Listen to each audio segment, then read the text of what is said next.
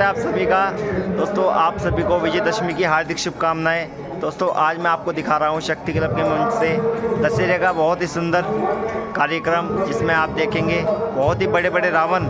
दशहरे में जो आज की लीला शुरू होती है, क्योंकि शॉर्ट में दिखाते हैं तो सीता रन से शुरू होती है। तो दोस्तों आइए देखते हैं। जय श्री राम। दोस्तों स्वागत है आप सभी का। दोस्तों मैं आपका दोस्त राहुल पांचाल आज आपको दिखाऊंगा शक्ति क्लब रामलीला कमेटी की ओर से दशहरे का बहुत ही सुंदर दृश्य और शहर की सभी मुख्य हस्तियां प्रभु श्री राम जी के विजयदशमी के अवसर पर हुए शामिल। शक्ति क्लब रामलीला कमेटी के सभी माननीय सदस्यों ने अतिथियों का किया भव्य स्वागत।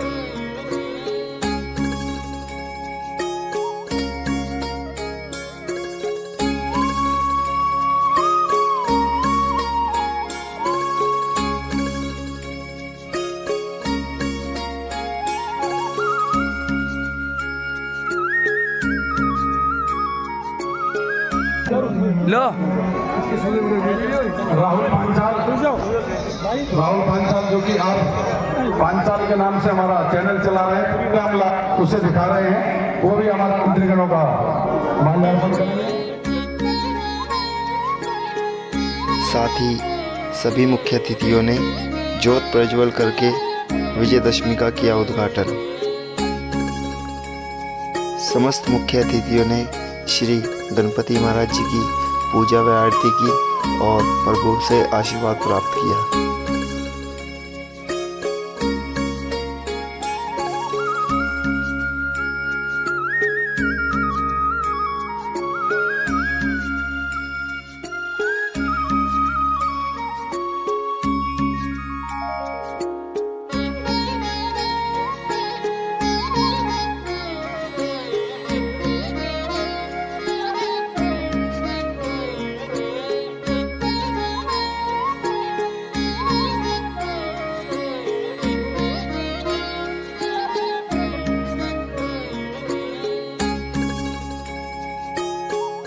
श्री गणेश जी महाराज जी की आरती करने के पश्चात प्रभु श्री राम व माँ सीता मैया व साथ ही लक्ष्मण भैया जी की आरती करते हुए समस्त मुख्य अतिथि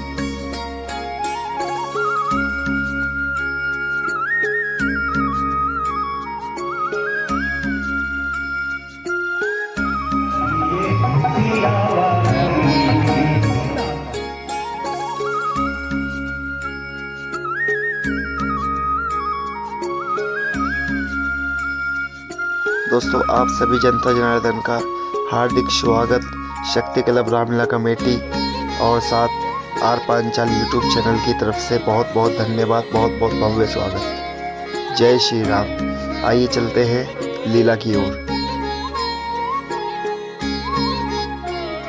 दोस्तों आप में से जिसने मेरा यूट्यूब चैनल सब्सक्राइब किया है, मैं अपने हाथ जोड़कर आप सभी का बहुत बहुत धन्यवाद करता हूँ और दिल से बहुत बहुत धन्यवाद करता हूँ। और यदि अभी जो वीडियो देख रहा है, अगर आपने चैनल को सब्सक्राइब नहीं किया है तो कृपया करके कर लीजिए, क्योंकि रामलीला के बाद मैं आपको अपने शहर मुजफ्फरनगर के सभी मुख्य स्थान व मुख्य फेस्टिवल और मुख्य यात्राएं सब आपको दिखाऊंगा। जय श्री राम। धन्यवाद। स्वागत है आपका आर पांचाल यूट्यूब चैनल। निर्देशक है वो भी आए और अज्जू शर्मा जी आज सभी का सचिव उसका मंचन उसका जो यहाँ होना है, आदरणीय प्रणव शर्मा, अज्जू शर्मा, नवनीत वर्मा जी से आग्रह करूंगा, जिसे जहाँ भी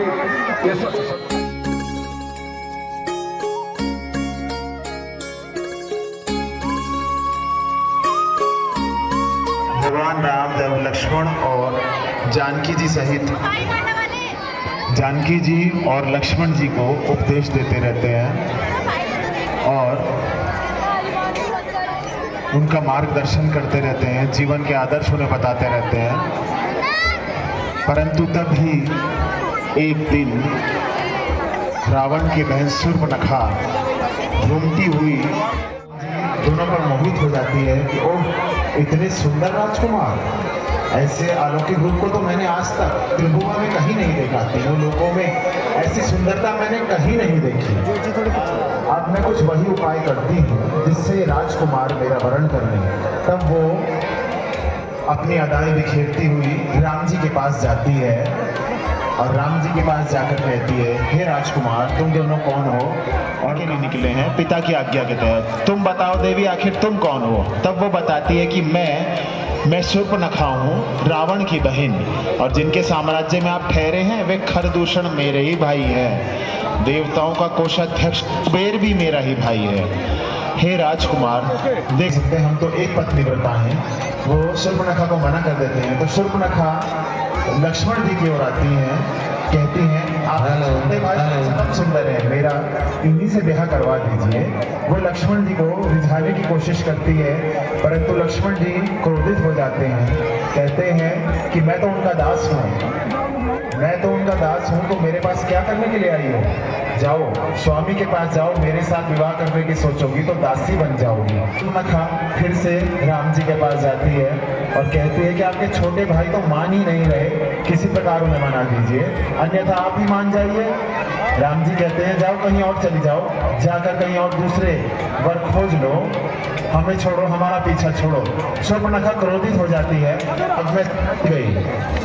ये इनके साथ विघ्न कारिणी जो बैठी है, ये सीता, जिसकी वजह से मेरे प्रेम प्रस्ताव को ठुकराए हैं, अब मैं पहले इसे ही ठिकाने लगाऊंगी। राम जी रोक लेते हैं और लक्ष्मण जी को इशारा कर देते हैं, लक्ष्मण, इसके नाक और कान काट डालो, इसे यही दंड देना उचित होगा।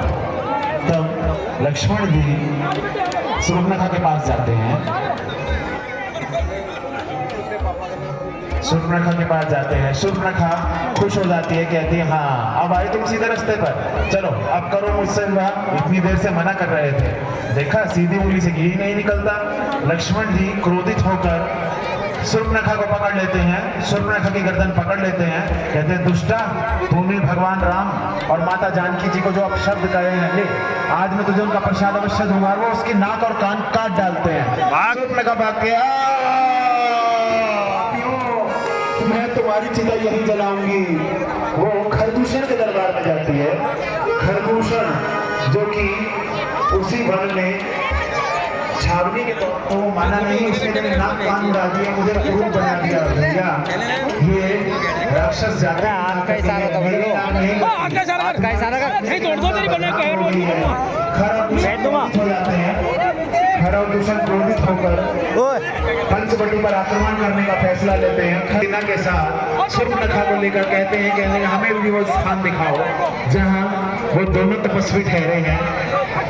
वो दोनों वहां आने के लिए उतारू हो जाते हैं। धर्म जी को आज्ञा देते हैं कि तुम तुरंत जानकी जी को लेकर यहाँ से चले जाओं, दुष्टों के सामने सती नारी का आना ठीक नहीं। जानकी जी और लक्ष्मण जी राम जी का आशीर्वाद लेकर तुरंत चले जाते हैं। राम जी का आशीर्वाद लेकर लक्ष्मण जी और जानकी जी तुरंत चले जाते हैं, क्योंकि खरदूषण के सामने राम जी नहीं और उसका भाई भी।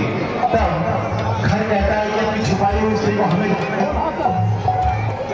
राम जी अत्यंत क्रोधित हो जाते हैं, कहते हैं कि दुष्ट, क्या तेरे घर में माँ और बहन नहीं है जो तू मेरी स्त्री के लिए ऐसी बातें कर रहा है? तब दोनों में घमासान युद्ध होता है। घर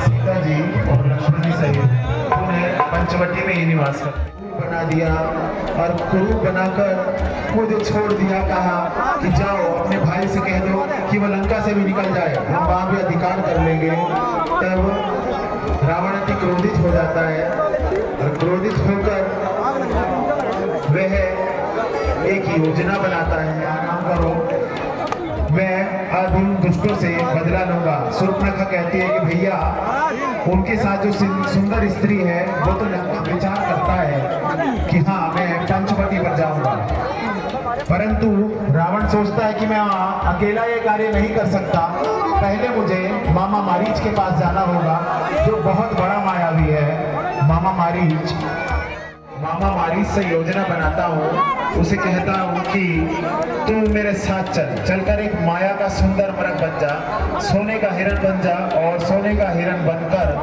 तू उन तपस्वियों की कुटिया के पास जा और सीता को रिझा ले। सीता को रिझा ले। जब सीता राम और लक्ष्मण से उन्होंने विनय करेगी कि हे प्रभु आप इसे पकड़ कर लाइए या इसे मार कर लाइए, तब तुम जंगल में दूर निकल जाना, दोनों राम और लक्ष्मण को अपने पीछे ले जाना। उधर सीता अकेली रह जाएगी कुटिया में। वही समय होगा जिस समय मैं उसे उठाकर ले आऊंगा। मामा मारीच मना करता है कि नहीं महाराज। मामा मारीच कहता है कि नहीं, ये आप बहुत गलत कर रहे हैं, राक्षसों का विनाश हो जाएगा। परंतु रावण किसी प्रकार नहीं मानता, कहता है यदि तू मेरे साथ नहीं चला तो मैं तुझे भी मार डालूंगा। तब मामा मारीच डर जाता है, कहता है मेरी मौत तो आज पक्की है, मेरी वीरगति आज पक्की है। प्रभु के हाथों से मरूंगा तो मोक्ष पाऊंगा, इस दुष्ट के हाथों से मरूंगा तो मुझे नर्क भी नसीब नहीं। सोने का हिरण, जो आप लोगों ने पढ़ा भी होगा, प्रकृति की रचना के विपरीत है, परंतु वो सोने का हिरण बन जाता है और सोने का हिरण बनकर वो पंचवटी की ओर प्रयाण करता है।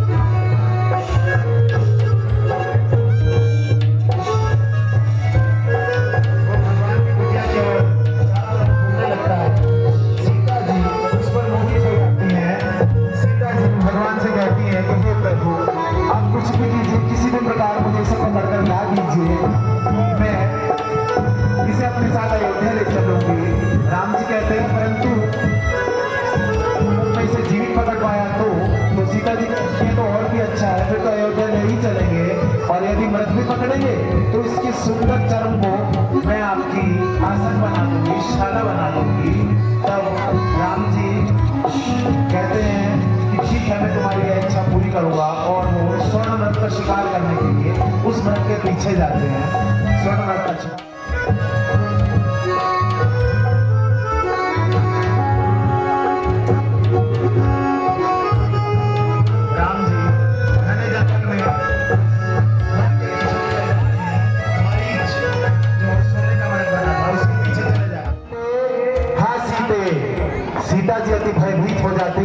वो लक्ष्मण जी को आज्ञा देती है कि जाओ लक्ष्मण, तुरंत चले जाओ, देखो तुम्हारे भैया पर एक महान संकट आया है, जाओ चले जाओ। परंतु लक्ष्मण जी मना करते हैं कि नहीं भाभी, आप इस माया जाल में ना फंसिए, ये सच नहीं हो सकता। भगवान को त्रिलोक में कोई भी नहीं हरा सकता। हे माता जानकी, आप मुझे जाने के लिए मजबूर मत कीजिए, अन्यथा कुछ अमंगल हो जाएगा। सीता जी किसी प्रकार नहीं मानती, कहती हैं कि तुम्हें तुरंत जाना होगा, यदि तुम नहीं जाओगे तो मैं चली जाऊंगी। तब लक्ष्मण जी अति दुखी हो जाते हैं, परेशान हो जाते हैं कि जानकी जी किसी भी प्रकार नहीं मानती और उन पर दोषारोपण करने आ रहे हो। तुम सोचते हो कि भाई मर जाए और भाभी को लौटा लेकर अपने साथ ले जाओ, ऐसा तुम कभी नहीं कर पाओगे। लक्ष्मण जी अति दुखी हो जाते हैं, परेशान हो जाते हैं और कहते हैं कि लीजिए भाभी, आज जीवन में प्रथम बार लक्ष्मण भाई की आज्ञा का उल्लंघन करके भाभी की आज्ञा को सिर चढ़ाता है। इसलिए मैं आपकी आज्ञा को सिर चढ़ाते हुए यहाँ से जाता हूँ भाभी। परंतु मेरी एक बात मान लीजिए भाभी, आप कुटिया के भीतर ही रहिए, मैं यहाँ ये लक्ष्मण रेखा खींचे जा रहा हूँ।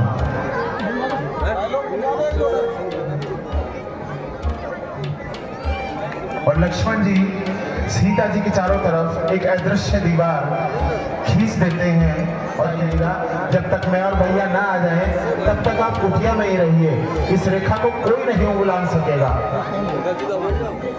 ये रे गुलाम यदि कोई इस कुटिया में आ जाएगा, अरे उसे लक्ष्मण की मैं तुरंत भस्म हो जाएगा।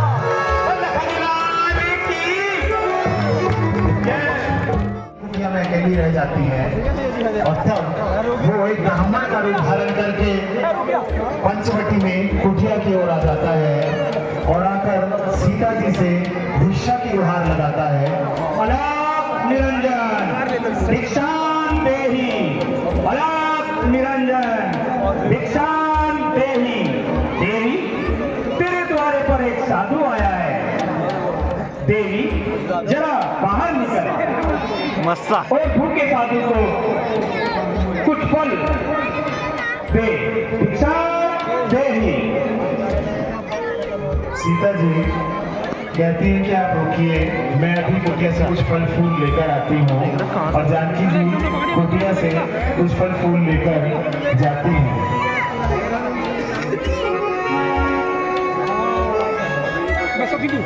कहती है लीजिए महाराज, ये फल फूल ग्रहण कीजिए। रावण जैसे ही आगे बढ़ता है, रेखा से अग्नि प्रकट होती है।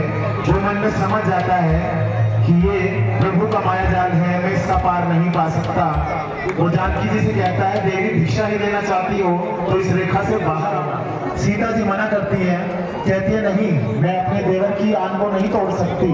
उन्होंने मुझसे वचन लिया है कि तुम इस रेखा को किसी भी दशा में पार मत करना।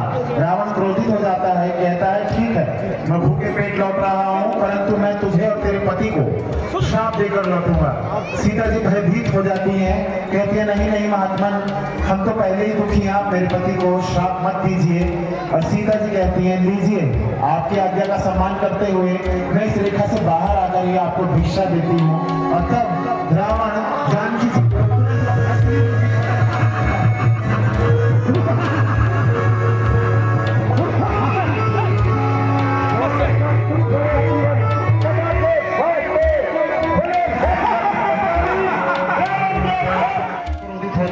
लक्ष्मण तुम यहाँ कैसे आ गए? तुमने वहां जानकी को किसके ऊपर छोड़ दिया? मैंने तुम्हें आज्ञा दी थी, तुमने मेरी आज्ञा का भी ध्यान नहीं रहा। ये तुमने बिल्कुल ठीक नहीं किया भैया, मेरा मन घबरा रहा है, पता नहीं वहां जानकी के साथ क्या हो गया होगा। लक्ष्मण जी कहते हैं कि नहीं प्रभु, ऐसा कुछ नहीं हुआ होगा। राम जी कहते हैं तुम सच कहते थे, ये सोने का मृग भी एक राक्षस ही निकला। बहुत जल्दी चलो, मेरा मन घबरा रहा है। तब दोनों भाई कुटिया में पंचवटी में जाते हैं। माते सीते, माते सीते, माते सीते, माते सीते।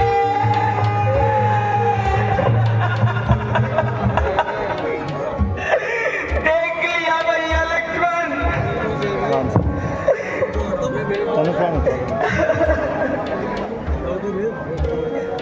मैंने तुम्हें पहले ही कहा था,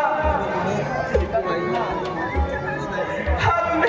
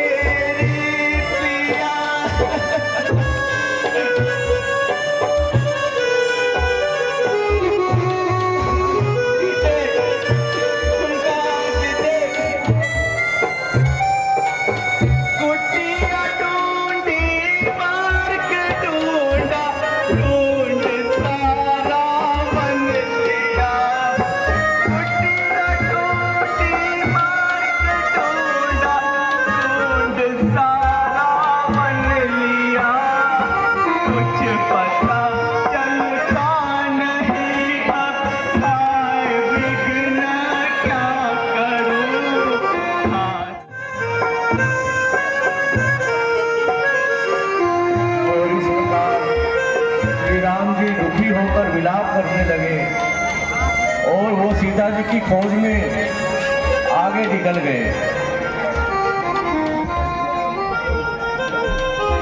जानकी जी की खोज में आगे निकल जाते हैं और हरण करके ले जाता है। तो रास्ते में जटायु उनका रास्ता रोकता है, तो रावण अपनी क्रूर दृष्टि से और दोनों उसके दोनों पंख काट डालता है अपनी तलवार से। वो रास्ते में पड़ा कर आ रहा होता है, कहता है कि हे प्रभु आप आ गए, मैं आप ही की प्रतीक्षा कर रहा था। दुष्ट राक्षस यहाँ से मेरी बच्ची सीता को उठा लिए जा रहा था। वो बहुत विलाप कर रही थी, बहुत रो रही थी। मैंने उसे बहुत बचाने की कोशिश की, परंतु उस दुष्ट ने मेरी एक न सुनी और तुरंत तेजी से लिए हुए आगे निकल गया।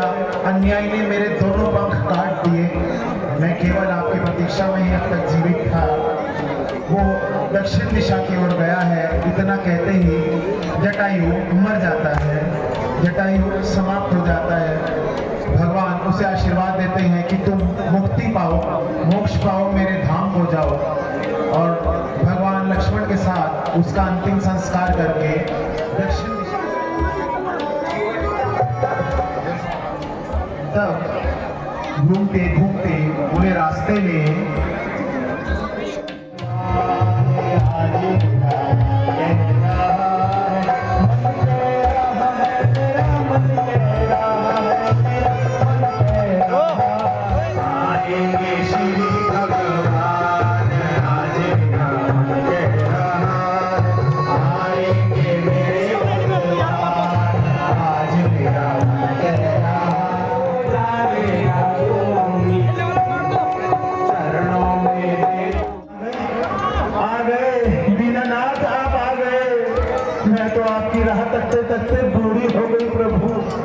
मेरी दृष्टि भी कम हो गई, परंतु मेरे गुरु मतंग ने मुझे कहा था कि हे शबरी, तेरे इसी आश्रम में एक दिन भगवान स्वयं आएंगे तुझे दर्शन देने के लिए।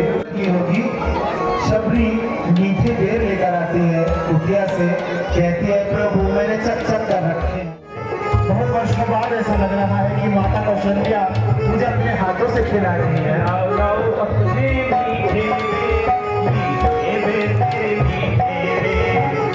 प्रभु जी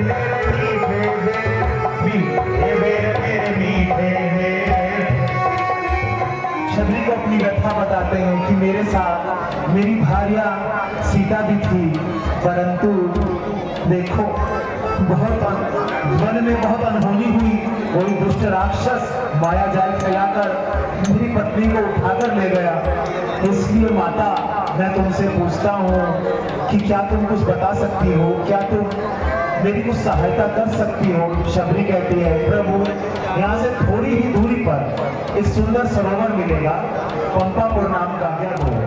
हम अपने भाई सहित जाते हैं, परंतु शबरी पांव पड़ जाती है, कहती है प्रभु पहले मुझे नवदा भक्ति का ज्ञान दे दीजिए, जिससे मैं इस नीच कुल में उत्पन्न हुए शरीर को छोड़ सकूं।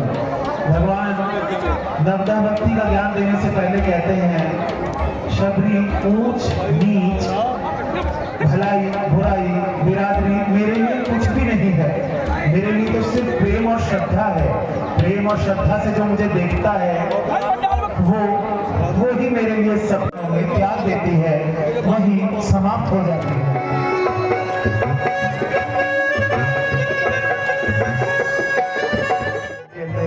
और अत्यंत भयभीत हो जाते हैं, क्योंकि वो वहाँ बाली के डर से रहा करते थे। और वो तब हनुमान जी को कहते हैं हे हनुमान जी तुम जाओ, बेगुजर हो, इसलिए तुम चले जाओ हनुमान, और मेरे मन के संशय को दूर करो हनुमान। जाओ, दोनों को नजदीक से देखो और समझो और जानकारी निकाल कर लाओ कि ये कौन है। पूछते हैं कि ये भाई आप दोनों कौन हैं और यहाँ पर्वत पर क्या करने आए हैं। तब राम जी बताते हैं कि हम अयोध्या के महाराज दशरथ के पुत्र रामचंद्र हैं और ये मेरा अनुज लक्ष्मण है। हनुमान जी पहचान जाते हैं, अत्यंत दुखी हो जाते हैं, भगवान से क्षमा मांगते हैं, अपना ब्राह्मण वेश उतार देते हैं। और कहते हैं प्रभु मुझे क्षमा कीजिए, मैं आपको पहचान नहीं पाया, आप तो मुझे पहचान गए होंगे, मैं आपका चिर परिचित भक्त हनुमान हूँ, मैं तो बचपन से केवल आपकी ही साधना करता हूँ। तब हनुमान जी भगवान राम और लक्ष्मण को सुग्रीव जी के पास मित्रता के लिए लेकर जाते हैं, मित्रता के लिए। बजरंगबली की जय, बोल बजरंगबली की, बोल बजरंगबली की जय, पवन सुत हनुमान की जय। आपके बीच बहुत ही सुंदर दृश्य देखिए, हनुमान जी अपने कंधे पर दोनों भाइयों को बिठाकर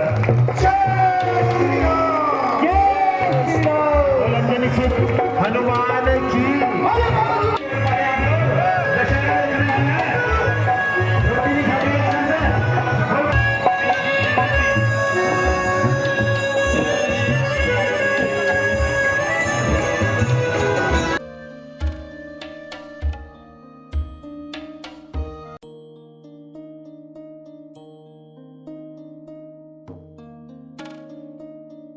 सुग्रीव जी को बताते हैं कि प्रभु किस प्रकार से दुखी हैं और यहाँ अपनी भार्या की खोज करते हुए आए हैं।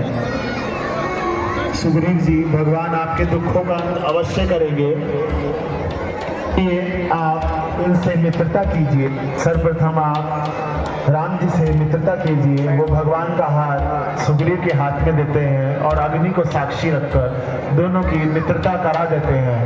राम जी कहते हैं कि अब मैं प्रण लेता हूँ कि हे सुग्रीव, अन्न और जल तभी ग्रहण करूँगा जब तुम्हारे कष्ट दूर कर दूंगा। प्रभु, मैं भी आपका कष्ट दूर करूँगा, परंतु पहले आप भय से मुक्ति दिलाइए और मेरी पत्नी को भी मुझे वापस दिलाइए।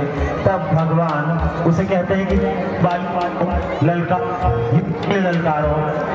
तब सुग्रीव कहता है, परंतु हे प्रभु, बाली मेरा काल है। कहते हैं तुम कोई चिंता मत करो, हम उस पर बाण चला देंगे जब तुम लड़ोगे और वो समाप्त हो जाएगा। राजीव अरोरा। और तब सुग्रीव बाली के पास जाता है और उसे युद्ध के लिए पुकारता है। सुग्रीव बाली को पुकारता है कि मैं तुमसे युद्ध करने के लिए आया हूँ। बाली और सुग्रीव में घमासान युद्ध होता है। बीच में आ जाओ, बीच में एक बार और आराम से।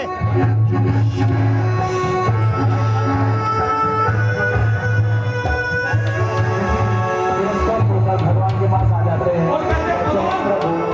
तुमने मेरी धीर उड़वा दी।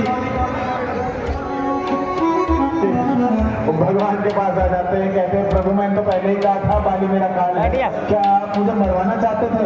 आप तो दोस्ती की सच्ची सौगंध उठा रहे थे, फिर आपने बाली को क्यों नहीं मारा? तब भगवान कहते हैं कि तुम दोनों भाई बिल्कुल एक जैसे हो, यदि मैं बाण मारता और तुम्हें लग जाता तो मैं परमात्मा को क्या मुंह दिखाता?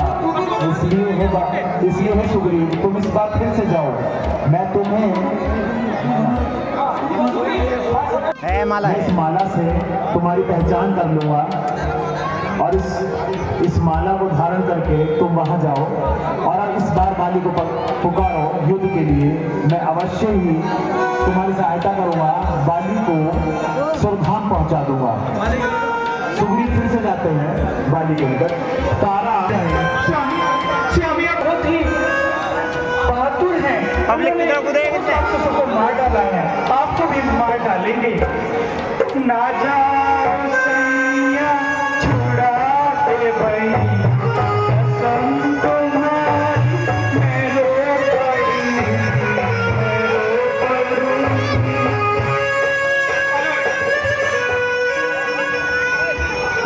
तारा के बहुत रोकने पर भी बाली नहीं मानता और वो सुग्रीव से युद्ध करने के लिए आ जाता है। सही से युद्ध करो।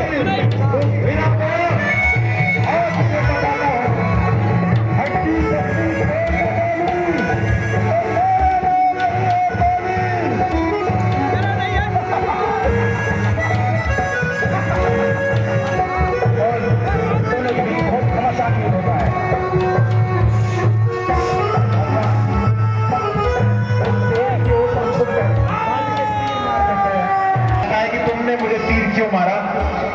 इशारा कर, राम जी जी को इशारा कर। मेरे और भाई में भले ही दुश्मनी थी, लेकिन तुम कौन थे जो बीच में आते? इतिहास तुम्हें कभी क्षमा नहीं करेगा, मेरी आत्मा तुम्हें कभी क्षमा नहीं करेगी। हे राम, भले ही तुम मर्यादा पुरुषोत्तम हो, क्या ये मर्यादा का परिचय है? तब भगवान कहते हैं कि एक दुष्ट को मारने में क्या मर्यादा? छोटे भाई की पत्नी बहन के समान होती है, तुमने उसे भी अपने पास रख लिया, क्या तुम्हें लज्जा नहीं आई? इसका होता है कि लो प्रभु, मैं तो इस दुनिया से जा रहा हूँ, परंतु मेरा यह पुत्र आपको समर्पित रहेगा। ये किष्किंधा का युवराज है, तारा और सुग्रीव का तिलक करवा दीजिएगा, और अंगद को युवराज में घोषित कर चुका हूँ। और ये कहकर बाली सुरधाम चला जाता है, समाप्त हो जाता है। भगवान उसे मुक्ति देते हैं, भगवान उसे मुक्ति दे देते हैं, अपने धाम को भेज देते हैं। भगवान लक्ष्मण जी को आज्ञा देते हैं कि तुम जाकर सुग्रीव का तिलक कराओ, क्योंकि वो किसी भी नगर में प्रवेश नहीं कर सकते थे महाराजा दशरथ के वरदान के मुताबिक। इसलिए वो लक्ष्मण जी उनका राज तिलक कर देते हैं, और तब भगवान लक्ष्मण वहां से सुग्रीव और हनुमान जी से ये कहकर विदा लेते हैं कि वर्षा ऋतु के बीतने के बाद प्रभु को दिया हुआ वचन मत भूलना, और जानकी जी की खोज कराना तुम्हारा कर्तव्य होगा। सुग्रीव कहता है ऐसा ही होगा। तब लक्ष्मण जी वहां से चले जाते हैं, और वो सुग्रीव को फटकारते हैं कि दुष्ट, तेरे पूरे नगर को जलाकर आज मैं राख कर दूंगा। सुग्रीव अत्यंत भयभीत हो जाते हैं और लक्ष्मण जी से क्षमा मांगते हैं, उनके पैरों पर जाते हैं कि हे प्रभु, मुझे क्षमा कर दीजिए, मैं भूल गया, मुझसे अत्यंत भूल हुई। हनुमान जी लक्ष्मण जी को शांत करते हैं, लक्ष्मण जी को शांत करके कहते हैं, हे भैया लक्ष्मण, आप इतने क्रोधित मत होइए, सुग्रीव को उसकी गलती के लिए क्षमा कर दीजिए। अब हम सब प्रभु की सेवा में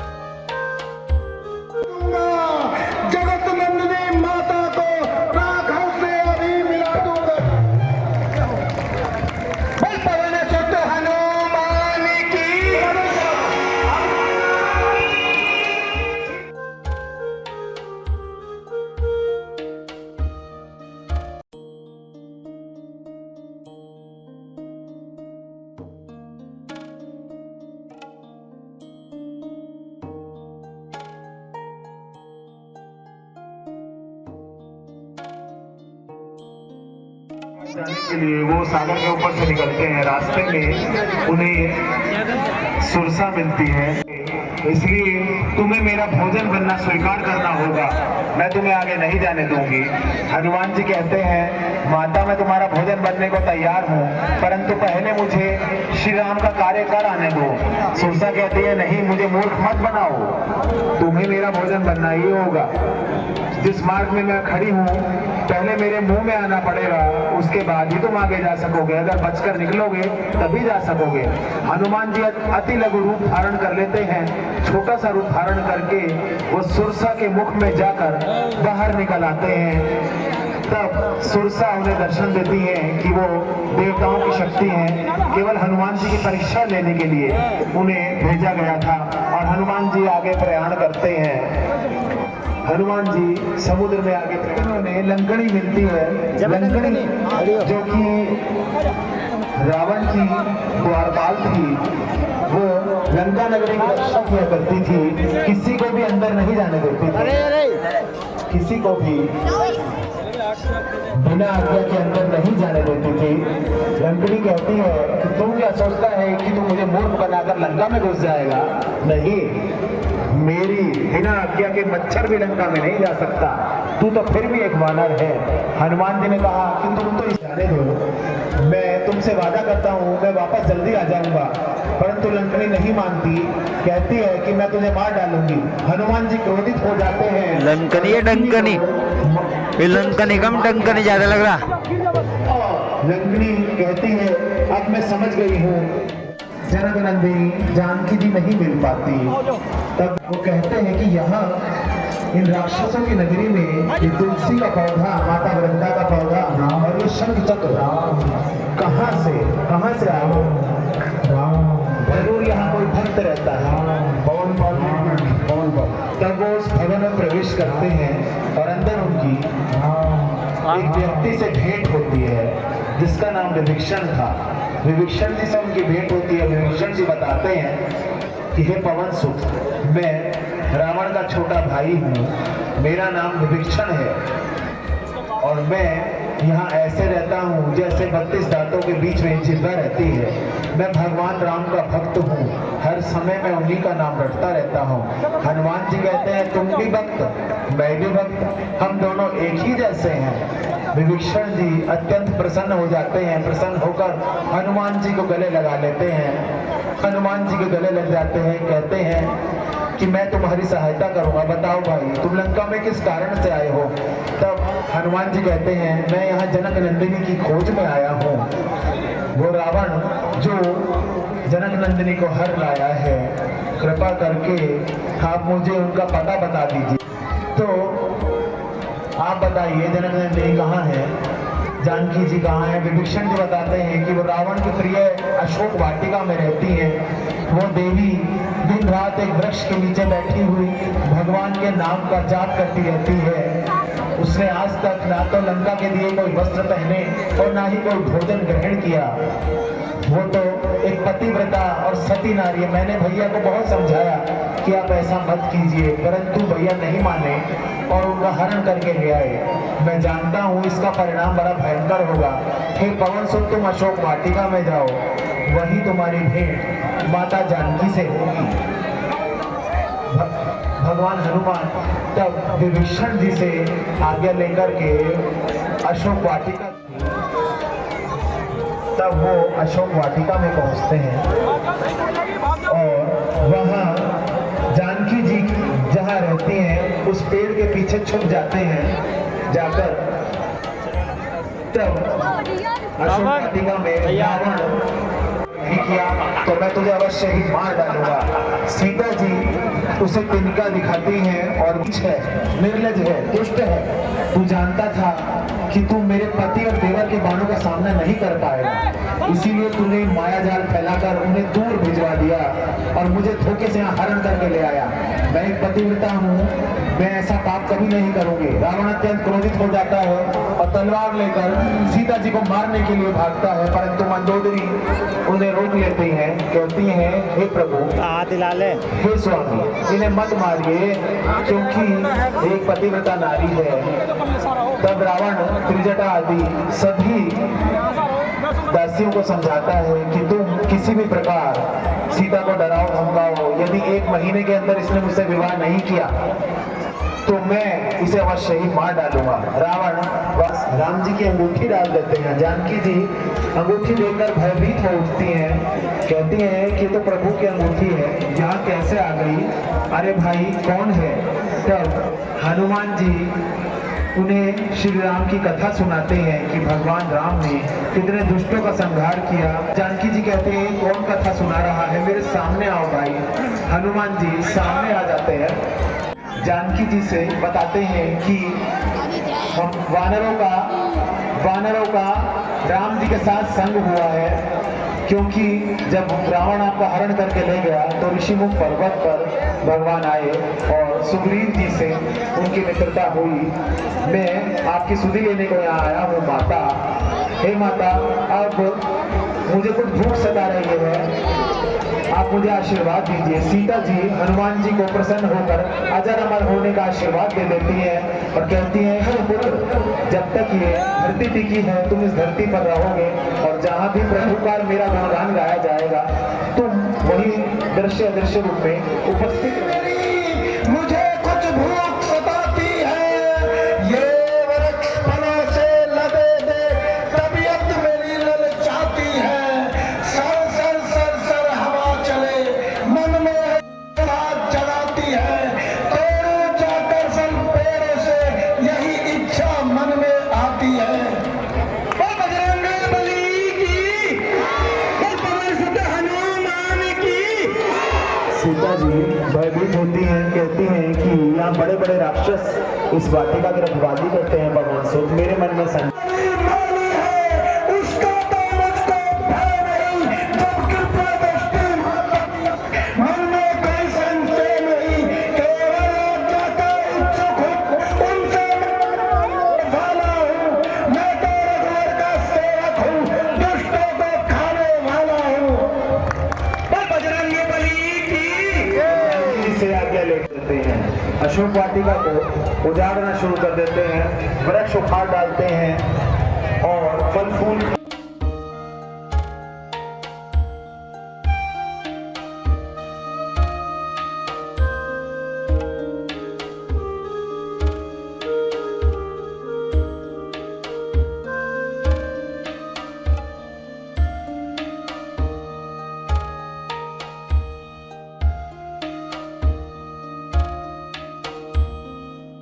रावण की प्रिय वाटिका का विध्वंस कर डालते हैं, विध्वंस कर रहे हैं।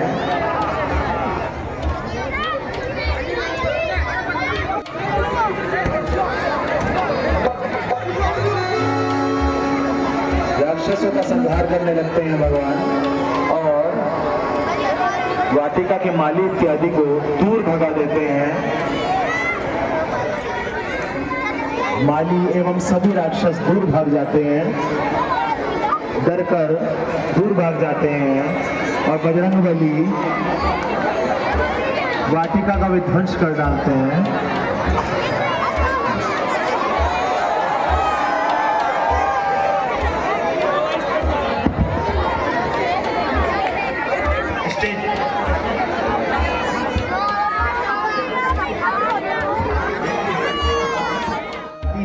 तो वो अपने पुत्र अक्षय कुमार को तुरंत भेजते हैं और कहते हैं कि जाओ अक्षय कुमार, हनुमान जी को पकड़ कर लाओ। अक्षय कुमार 10,000 सेना के साथ तुरंत वाटिका पर प्रयाण करता है, वाटिका के पास जाता है और वहां जाकर हनुमान जी से मना करते हैं, परंतु वो नहीं मानता।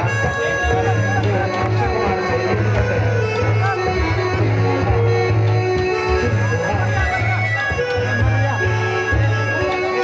रावण मेघनाथ को तुरंत अशोक वाटिका की ओर भेजता है, कहता है कि जाओ अपने भाई अक्षय कुमार की मौत का बदला लो और उस बंदर को पकड़कर तुरंत मेरे पास लाओ।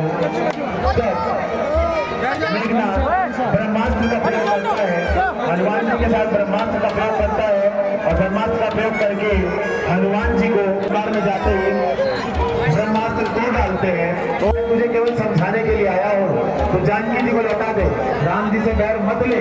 परंतु रावण किसी प्रकार नहीं मानता और वो हनुमान जी की पूंछ में आग लगाने का आदेश दे देता है, कहता है इस बंदर की पूंछ में आग लगा डालो। वानर को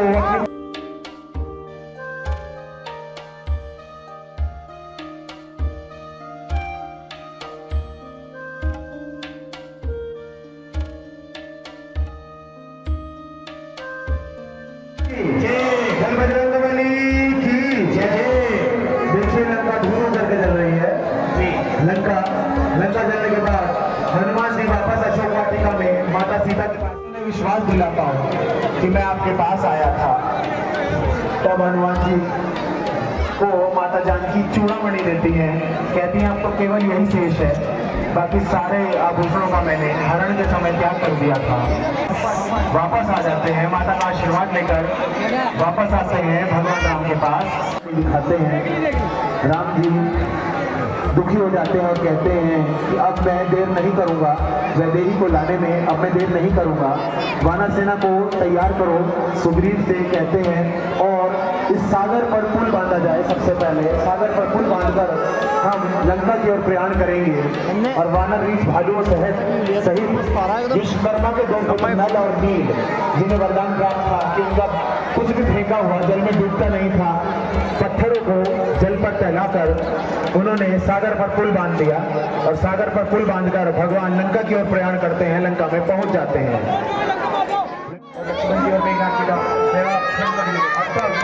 मेघनाथ और लक्ष्मण जी का युद्ध होता है। जय श्री राम, जय लंकेश, जय श्री राम, जय लंकेश, जय श्री राम।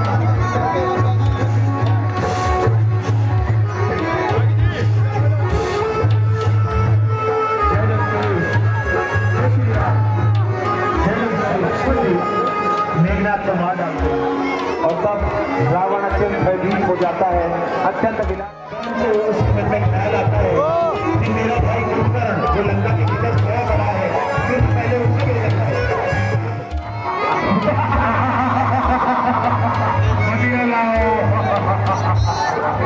मैं भूखा हूँ, मुझे पहले भोजन चाहिए।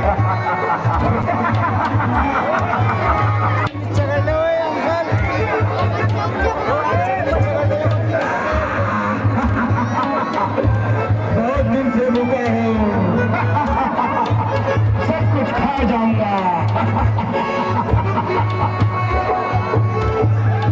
कलाकार के लिए देखिए कुंभकर्ण का कितना सुंदर खेल है आपके सामने। अपने सिर पर खड़े फोड़ते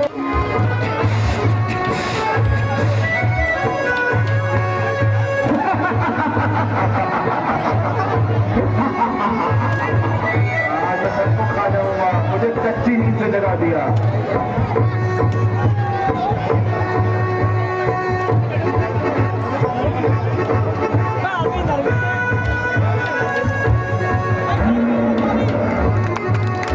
ये मुझे जगाने का परिणाम है। भाई तालियां बजती रहे कलाकार के लिए, वो आपके लिए इतनी मेहनत करते हैं। सभी कलाकार जोरदार तालियों से स्वागत कीजिए।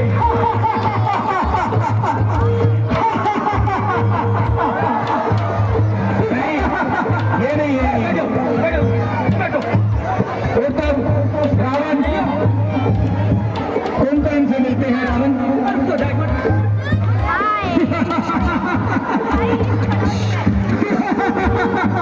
क्या हुआ?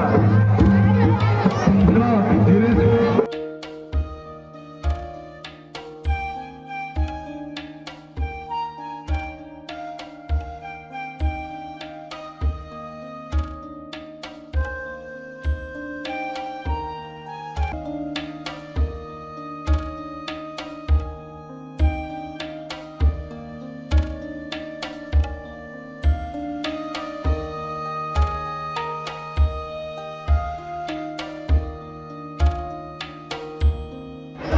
परंतु रावण उसको कहता है कि मुझे मत समझाओ, जाओ तुम युद्ध करो।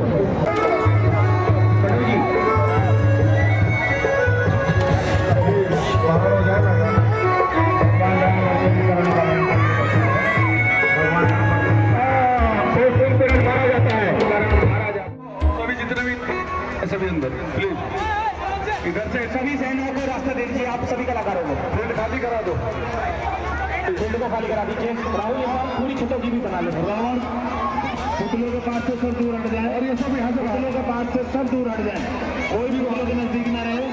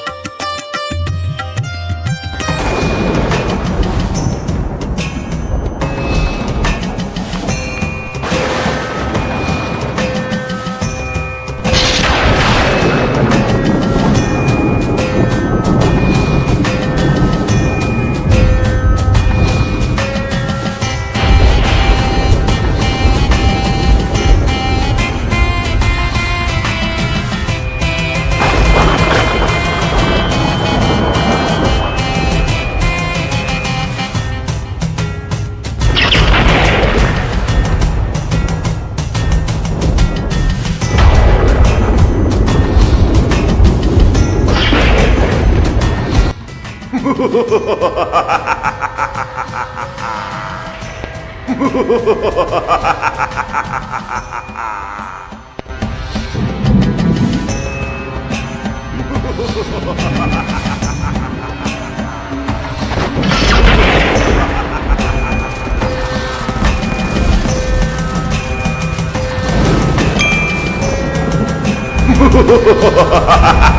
ha!